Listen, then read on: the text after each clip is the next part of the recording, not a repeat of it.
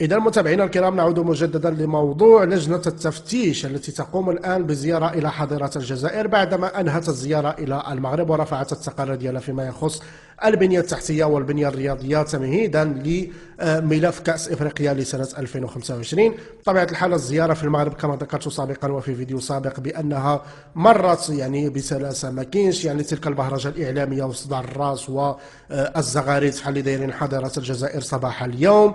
وبطبيعة الحال شفتوا الفضيحة ديال المراحيض أعزكم الله أثناء زيارة هذه اللجنة وردة الفعل ديال أحد أعضاء اللجنة. الآن متابعينا الكرام، حضيرة الجزائر هما كانوا عوالين على أن هذه اللجنة غادي تكون مكونة من أعضاء ديال الكاف.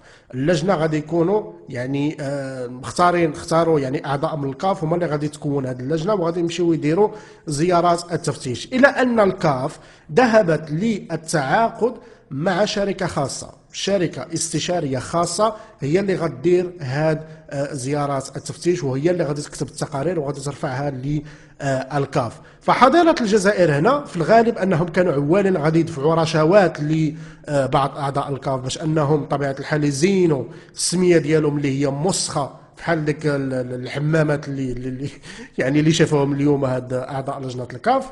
فتفاجؤوا بان الكاف اتخذت قرار اخر، وهو انها تقوم بالتعاقد مع شركه خاصه هي اللي غادي تمشي دير هاد زيارات التفتيش. والان متابعينا الكرام، الاعلام الجزائري، اعلام حاضره الجزائر، بدا في الترويج على ان القجع هو صاحب الفكره، القجع هو الذي يتحكم في الكاف، القجع هو الذي ذهب للتعاقد مع هذه الشركه الخاصه باش دير زياره التفتيش. وبداوا في نظريه المؤامره، والمغرب والمخزن هما اللي كيتحكموا في الكاف، ودايرين هذا الشيء كامل باش ملف الجزائر ما يدوش في تنظيم كاس افريقيا لسنه 2025، على اساس انهم عندهم ملاعب عالميه، وعندهم منشآت رياضيه عالميه، وعندهم بنيه تحتيه عالميه، في حين اننا كنشوفوا الفضائح تلو الفضائح تلو الفضائح تلو الفضائح.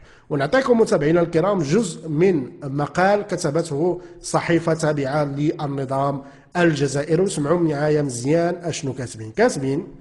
المغرب وفوزي القجع يلعبان خدعة قذرة على الجزائر.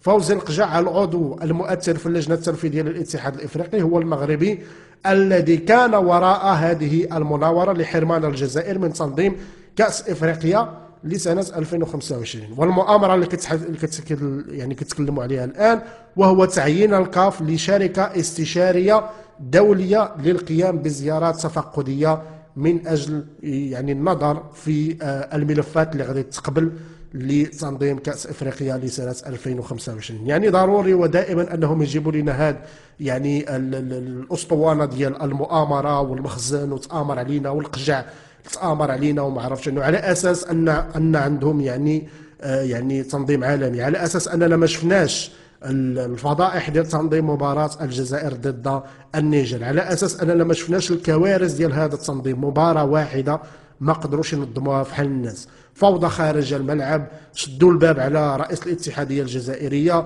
ضربوا اللاعبين ديال النيجر بالقنينات، صفروا لم يحترموا النشيد الوطني ديال النيجر، ومجموعة من الفضائح الأخرى في مباراة واحدة. فما بالكم بتنظيم كأس إفريقيا متعدد المباريات والمنتخبات وما إلى هنالك من هذه الأمور. فردة الفعل هذه ديال نظام حضارة الجزائر هي تؤكد على أنهم الملف ديالهم ضعيف بكل ما تحمل الكلمة من معنى، ولا يقارن مع ملف المغرب، وبالتالي هم يتجهون نحو البكاء والعويل والصراخ ونظرية المؤامرة وتلك الأسطوانات المشروخة.